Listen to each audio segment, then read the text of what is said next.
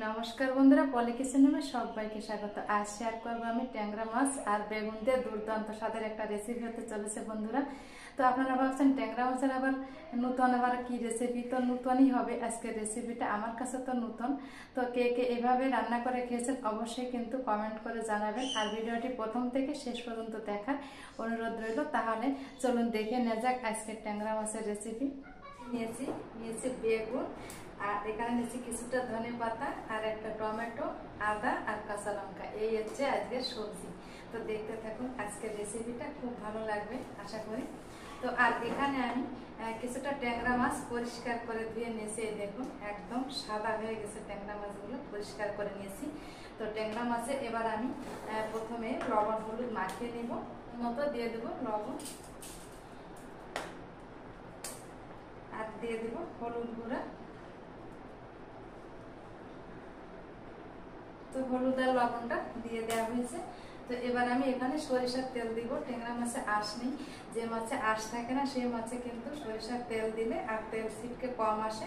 তো আমি সরিষার তেলটা দিয়ে দিলাম। এবার সরিষার তেল আর লবণ আর হলুদ দিয়ে মাছটাকে প্রথমে আমি একটু মাখিয়ে এটাকে 5 থেকে 7 মিনিটের মতো রেখে দিব। দেখুন মাছটাকে আমার মাখিয়ে নেওয়া হয়েছে। তো এবার আমি হাতটা ধুয়ে মাছটাকে আমি ঢেকে রাখবো। এটাকে ঢাকা দিয়ে একটা সাইডে সরিয়ে নিলাম। এবার আমি হাতটাকেও পরিষ্কার করে ধুয়ে নিয়েছি। তো একটা চাকু নিয়েছি, আজকে সবজিগুলো চাকু দিয়ে কেটে নিব, বটিটার দরকার হবে না। তো প্রথমে আমি এই সবজিগুলোই কিন্তু আমি পরিষ্কার করে জল দিয়ে ধুয়ে নিয়েছি। তো এবার আমি প্রথমে টমেটোটাকে কেটে নিব। লঙ্কাটাকে আমি মাঝখান থেকে একটু চিড়ে দেব। লঙ্কাটাকে আমার কেটে নেওয়া হলো। এবার আমি ধনে পাতাটাকে আমি একটু কেটে নেব, কুচিয়ে নিব।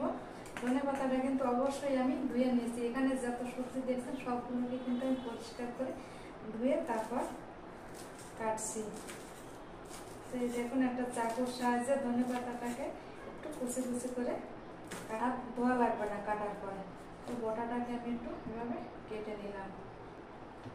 এবার মাঝখান থেকে এভাবে একটু দেখুন, বেগুনটা কিন্তু কোনোভাবে কাটবো এরকম করে কেটে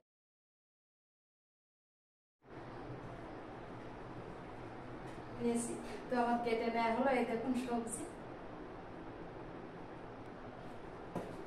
এবার চলে যাওয়া যাক রান্নার কাছে। বেগুনটা কালো না হয় এজন্য আমি বেগুনগুলোকে আগে ভেজে নিব। এই দেখুন দিয়ে দিলাম বেগুন, বেগুনে দিয়ে দিব লবণ, লবণটা দিয়ে একটু নেড়ে চেড়ে দিব, দিয়ে দিব হলুদ গুঁড়া।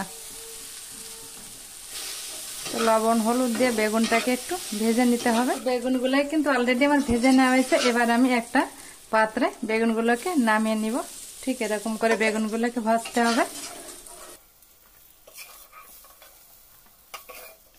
এবার আমি কড়াই আবার একটু তেল দিয়ে দিব, মাছগুলোকে ভেজে নিব। তো এদিকে মাছগুলোকে সুন্দরভাবে ম্যারিনেট করা হয়েছে, আর 7 থেকে 8 মিনিটের মতন মাছগুলো ছিল। তো এবার আমি এই গরম তেলে মাছগুলোকে ভেজে নিব। শুধু ডিম আলা থাকে, দেখুন এর ভিতরে কিন্তু ডিম আছে। তা ডিম সহ রেখে দিয়েছিলাম। তো মাছগুলোকে আমি ভেজে নিব। মাছটাকে উল্টে দিতে হবে, দেখুন। তো মাছগুলো ভাজা হতে হতে আমি একটা মশলা পেস্ট বানিয়ে নিব। এখানে নিয়েছি হলুদ গুঁড়া, লঙ্কা গুঁড়া আর জিরার গুঁড়া। তো আমি অল্প জল দিয়ে একটা পেস্ট বানিয়ে নিব।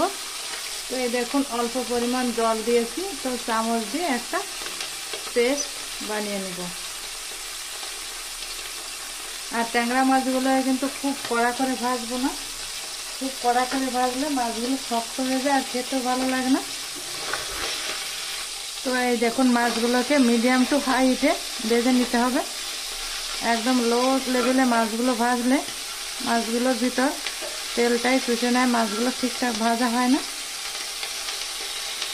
উল্টে পাল্টে আমি মাছগুলোকে ভেজে নিব।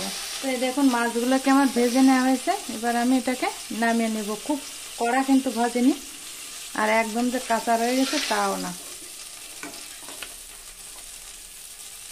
এখানে 5 পিস মাছ ছিল। তো বেগুন যে গামলায় নিয়ে নিয়েছি ওই গামলায় মাছটাকে নিয়ে নিলাম। তো 5টা মাছ আমার 80 টাকা নিয়ে নিল। তো কড়াই আবার একটু তেল দিয়ে দিব টমেটো কুচি। তো টমেটো দিয়ে দিব লবণটা দিলে টমেটোটা তাড়াতাড়ি গলে যাবে। তো টমেটোটাও কিন্তু ভালোভাবে গলে গিয়েছে। এবারে আমি মশলার যে পেস্টটা করে রেখেছিলাম দিয়ে দিব।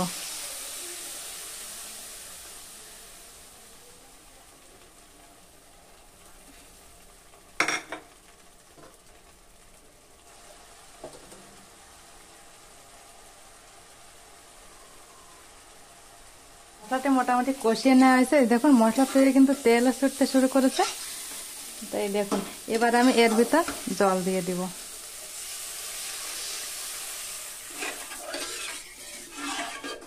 তো 5 থেকে 6 মিনিটের মতন জ্বালিয়ে ঝোলটাকে কিন্তু ভালোভাবে ফুটিয়ে নিয়েছি। এবার আমি এই যে ভেজে রাখা ট্যাংরা মাছগুলো দিয়ে দিব।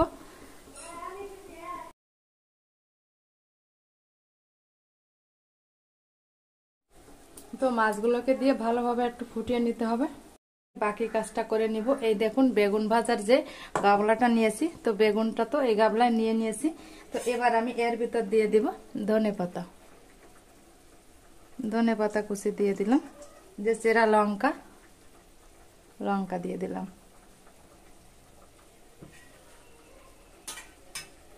এবার আমি এদিকে মাছটাও জ্বালিয়ে নিয়েছি। তো মাছটা আমি এবার এই লঙ্কা আর বেগুনের ভিতর দিয়ে দিব। ধনে পাতা, লঙ্কা, বেগুন এর ভিতরে আমি এই মাছের ঝোলটা দিয়ে দিব। ভাবছেন এ আবার কি রান্না? তো দেখুন আমি মাছের ঝোলটা দিয়ে দিলাম। তো এই দেখুন লঙ্কাগুলো বেশ ভেসে উঠেছে, আর ধনে পাতাগুলো আমার দিক তাকিয়ে আছে। তো তাকিয়ে থাকো।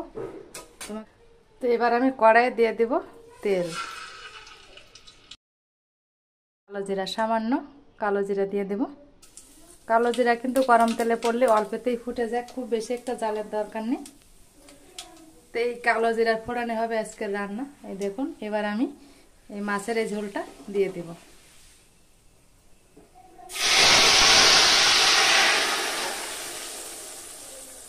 অবশ্যই এই রান্নাটা একটু তেলটা বেশি লাগে, কিন্তু স্বাদটা কিন্তু সেই হয়। তো ফোড়ন দেওয়ার পরে আমি আরো 5 মিনিটের মতন জ্বালিয়ে নিয়েছিলাম। দেখুন কালারটাও কিন্তু দারুণ হয়েছে। এবার আমি এই রেসিপিটাকে নামিয়ে নিব। তো নামিয়ে আরো 5 মিনিট ঢাকা দিয়ে রাখবো, তারপরে দেখাবো এর কালারটা কেমন হয়েছে।